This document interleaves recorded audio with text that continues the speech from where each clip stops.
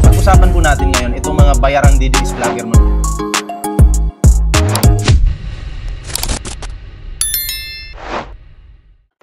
Listahan ng mga tumanggap ng kickback sa flood control scam. Bumaba. At syempre, karamihan dito, no? Mga DDS senators. Ayan, so pag-usapan po natin itong mga taong ito, kung sino-sino man ito mga pre. Pakinggan po natin ang balitang ito. Ayan, last topic po natin ito mga pre. Kung dati mali-maleta, ngayon naman kahong-kahong pera ang pinag-uusapan sa pagdinig ng Senate Blue Ribbon kaugnay sa flood control scam at lalo pang humabang lista ng mga tumanggap umano ng kickback. Live mula sa Senado, nangunguna sa balita, si News 5 Senate Correspondent Mean Los Baños. Kapatid, sino raw ang tumanggap ng kahong-kahong pera? Grabe no, kahong-kahong pera. Kinakahon na yung pera. Bang klase. Jiggy, muli ngang sumalang sa pagdinig ng Senate Blue Ribbon Committee si dating DPWH Undersecretary Roberto Bernardo. Naririnig ulit yung sarili ko, sorry. Kung saan idinawit niyang muli si dating Senator Bong Revilla. Sinabi niya na noong 2024 ay nakatanggap daw ng halagang 125 million pesos si dating Senador Bong Revilla katumbas na... Yan ha. Nadala kasi sa budots ba yun? Budots ni Bong Revilla.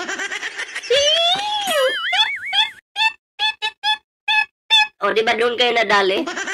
Sa pabudots-budots ni Bong Revilla noon. Kaya sabi nyo siguro, galing pala ko ng idol ko, galing maggumiling, magbudots-budots. Bubuto kita ngayon! Sabi pa ni Bong Revilla,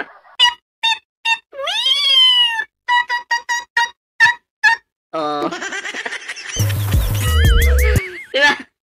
Pero sana, yung mga Pilipino ngayon ay natuto na. Diba? Wag pong sabi nga ni magaling daw, galing. Nagalingan nga eh. Kaya wag na pong papabudol sa mga, na yan, sa mga pakulo nila. Mag-iingat na po, artista yan. Dadala kayo sa niyan, sa mga, alam mo yung kung saan kayo natutuwa, doon kayo babanatan yan. Lalo na yung alias Pugi niya, anak ng Teteng. Idol na idol niyo yan. Gagayahin nyo naman. Iboto natin, anak ng Teteng yan, magising na po kayo sa katotohanan. So, bago po tayo magtuloy-tuloy, huwag kalimutan mag-like, share, subscribe para naman po maging updated kayo sa mga uploads natin. May TikTok tayo dyan may Facebook, kalimbangin nyo na yan. Tuloy natin to. Yan ng 25% ng komisyon na hiningi kaugnay sa mga proyektong pang-infrastruktura ng DPWH. Ito pa, masingit ko lang pala. Nung sinampahan siya ng kaso, nagmakaawa agad, naglabas ng larawan na hindi siya makalakad ng maayos. Nag-post sa kanyang social media accounts na, please, pray for me. Grabe. Bakit ka namin ipagdadasal? Nung kasarapan ng pagnanakaw mo, ikaw lang yung nakikinabang, ang naghihirap taong bayan. Ngayong ikaw ay sinampahan na ng kaso, humihingi ka sa taong bayan na ipagdasal ka nila? Ha? Ang kapal na mukha mo. Diba?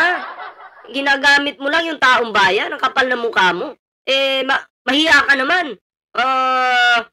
Sino nga to? Ruben Padilla tuloy. Bong Revilla. Ang kapal. Tuloy natin. WH. At mismong si Bernardo daw ang naghatid ng pera ng halaga na yan na nakasilid sa 6 na cardboard boxes. Kada isang box daw ay naglalaman ng 20 million pesos at isang paper bag na naglalaman ng 5 milyong piso. I-deliver daw yung pera na yan sa bahay ni Revilla sa Bacoor, Cavite. Narito ang bahagi ng pahayag ni dating DPWH Undersecretary Bernardo. Pakinggan natin. I saw Senator Revilla at the terrace. I walked over to Senator Revilla for a casual talk. While the boxes were being unloaded, Senator Revilla and I talked for about 20 to 25 minutes. I asked him, Sen, bakit hindi ka nangangampanya? Senator Bong replied, okay naman pare, maganda results ng survey. Relax muna. Now I use Whisperflow. I just think out loud and it creates perfect text on any Apple website. Ito pa to si yung anak ni Nugnog. Ay, naku. Bakit ba kasi hindi na lang kayo magtrabaho ng maayos? Diba? Nagpapasilaw tuloy kayo sa lapi. Ayan. Nadali kayo lahat. Gigi, sunod na idinawit ni dating DPWH Yusek Bernardo, si dating Senator at ngayon Makati Mayor Nancy Binay. Bastos pa tong na to, itong pamilyang ito. Mag-aaway-away, magkakapatid. Sa publiko pa. Tama ba yun? Mag-aaway-away po sila, magkakapatid. Hindi magkakasundo. Oh. Kailangan ba tularan yun ng mga Pilipino? Siyempre hindi. Binabastos nila yung Pilipinas eh. Ang nakausap daw Pwede naman kayo mag-away, yung kayo-kayo lang, nasa bahay kayo, magsagutan pa kayo, magsabunutan pa kayo dyan. Bahala kayo. niya dyan ay nagpakilalang staff ni Binay na Pero kung nasa publiko na kayo, iba na. isang Carlene Yap. Si Carlene Yap daw yung nagre-request ng mga proyekto sa DPWH at humihingi ng 12 to 15% na komisyon. At noong 2024 nga raw, di umano, sabi ni Bernardo, nakatanggap daw itong si Binay ng mahigit 400 million pesos na komisyon mula sa mga pang-infrastrukturang proyekto ng DPWH. Liwanagin Grabe. natin ito ha, walang direktang pakikipag May komisyon. Hindi pa po sila hindi pa sapat sa kanila yung kanilang mga sahod. 'Di ba? So may komisyon pa. Grabe, no? or at least walang sinabi si Bernardo na nakausap niya mismo si dating Senador Nancy Binay. Sunod niyang idinawit si dating Senador Grace Poe. Parehas din nung kay dating Senador Nancy Binay, staff Si Grace po, patahimik-tahimik lang to, may baho din pala. din daw ang nakausap ni Sinira mo yung pangalang po. 'Di ba? Matino yung si FPJ, Fernando Po Jr. Pero nadawit ka diyan, bay wag mo naman sisirain yung pangalan ni FPJ. O FPJ, 'di ba? Kasi matinong tao 'yun, mabait, matulungin. Tapos ngayon, mababalitaan natin sangkot po itong itong babaeng ito, si Grace po sa scam na 'yan. 'Di ba? So pangit. Ampun ka eh. Ampun ba to si Grace po, 'di ba? So, wag mo naman sisirain yung pangalan ng tatay mo. So, hindi ko naman sinasabing masama yung mag-ampon, pero ang hiling lang ng mga humahanga kay Fernando Po Jr. ay wag mong sisirain, no, yung magandang pangalan na FPJ, 'di ba? Bernardo at humihingi ng listahan ng mga proyekto kung pwedeng ma-accommodate pa raw si Senator Grace Poe. At nagsabi naman daw si dating DPWH Secretary Manuel Bonoan na merong allocation na 500 million pesos worth of project at 20% daw ang napuntang komisyon o commitment para sa dating senadora. Liwanagin muli natin, Jiggy, walang direktang pakikipag-usap si Bernardo kay dating Senator Grace Poe. Jiggy. At may lumitaw ulit ang pangalan ni Senator Jinggoy Estrada sa pagdinig ng mga... Isa pa to si Pikwa. Makukulong na naman. Pikwa tuloy. Jinggoy Estrada. Ba't naman? Ano kalay kasi? Jinggoy Estrada pala. Sige, tuloy natin. Dagdag na aligasyon laban sa kanya.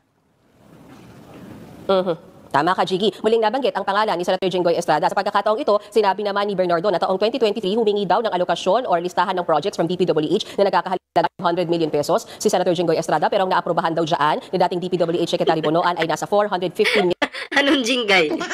million pesos. 18% daw ang komisyon na hiningi ni di umano ni dating ni Senador Jinggoy Estrada. Ayan, di na natuto. Balik kulong ka na naman. Ayaan nyo, si Jinggay Estrada. Namimiss niya yung kulungan eh. Balik ka na. Balik ka na, baby. Baby Jinggay, balik ka na. At ngayong taon, umabot nga raw sa 360 million pesos yung naging komisyon o commitment na na-deliver daw kay Senator Jinggoy Estrada. At sabi ni Bernardo ay nagpasalamat pa raw ito nung nakuha yung sinasabing salapi o halagang yan na 360 million pesos. Nadawit na rin ang pangalan nila Secretary, dating DPWH Secretary, ngayon Senator Martin. Oy, Leslie Hermosa, salamat po sa pag-like. Magandang gabi po sa iyo.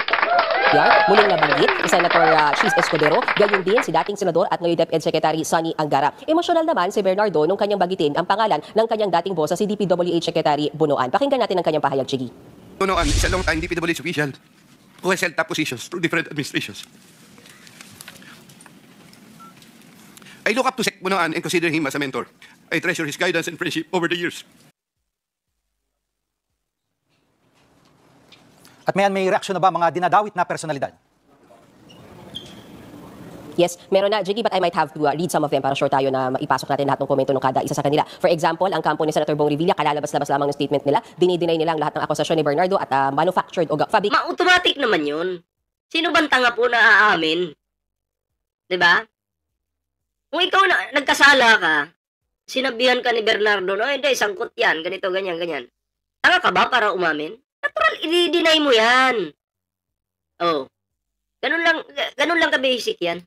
lamang daw o gawa-gawa lamang ang mga sinabi ni Bernardo sa pagdinig kanina. Samantala si Senator Grace po na alarma daw sa mga sinabi kaugnay sa kanya at nanindigan siya na never daw siya na naging parte ng kahit anong corrupt practices. Para naman kay Senator Mark Villar, sinabi niyang isang ito na. Mark Villar naman, itong makapal yung mukha na to. Eto, Mark Villar, pakinggan natin yung dahilan niya.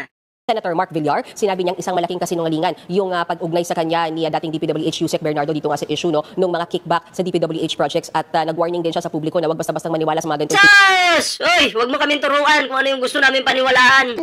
Mark Villar, ha? Hindi mo hawak yung utak namin, wag masyado makapal yung muka. Senador ka lang, taong bayan kami. Kami yung naglukluk sa'yo dyan. Gigil ako sa'yo, ya. Ano? Ha? Papalag ka? Water gun lang yun, water gun. Ano? So, huwag mong kukontrolin yung isipan namin kung ano yung gusto namin paniwalaan. Diba? Lucy Minagawa, shoutout po ha. At kay Henderson, shoutout po sa'yo. Henderson, ayan. So, hindi mo pwedeng kontrolin yung kami. No? Anong gusto mo? Paniwalaan ka namin? Yan kakapal ang mukha ng pamilya nyo. Mga wala kayong bilang. Statements na pwedeng gawa-gawa lamang. Itinanggi rin ni Mayor Nancy Binay, Makati Mayor Nancy Binay, yung mga akusasyon laban sa kanya. Wala raw siyang kinalaman sa anumang flood control projects at wala rin daw kakayahan ng kahit sinong Asahan na natin yan, mga magsisinungaling yung mga yan. staff niya na makipag-coordinate para humingi ng komisyon sa kahit kanino. Hindi rin daw kailanman naging parte ng kahit anong korupsyon si Secretary Angara. Samantala, sabi naman ni Angara, sagutin mo na lang yung kung kinasuhan ka, sagutin mo na lang. Doon ka na sumagot. Wag na dyan sa mga interview na yan. Wala nang bago sa mga alegasyon laban sa kanya. Sige. May payag na ba ang liderato ng Senado sa pagdami ng mga nadadawit na kasalukuyang senador? Wait lang, may ads.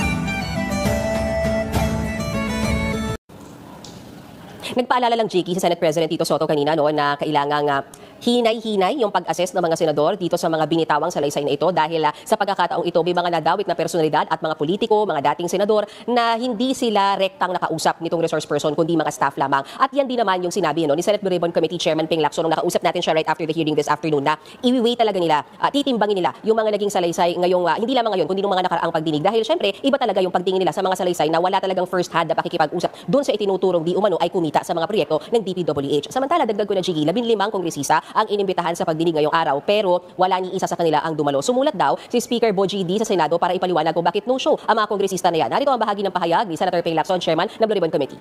According to Speaker D, the members will not be appearing before the committee today in order to avoid any possible prejudice to the ongoing investigation and eventual findings of the ICI, Independent Commission for Infrastructure, given that the invited members have already submitted themselves to its jurisdiction and proceedings.